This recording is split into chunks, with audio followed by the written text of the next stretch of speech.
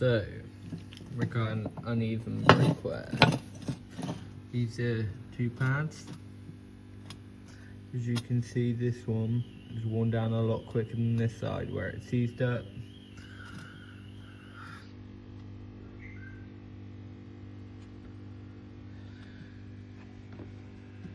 Yeah. So, like, uneven wear is not good because what it does is wears down the disc unevenly, wears down the pad unevenly, and then you're spending money to do it all again. So get your brakes checked. If you get a pad warning light on, get it checked out. Give us a call. Thank you.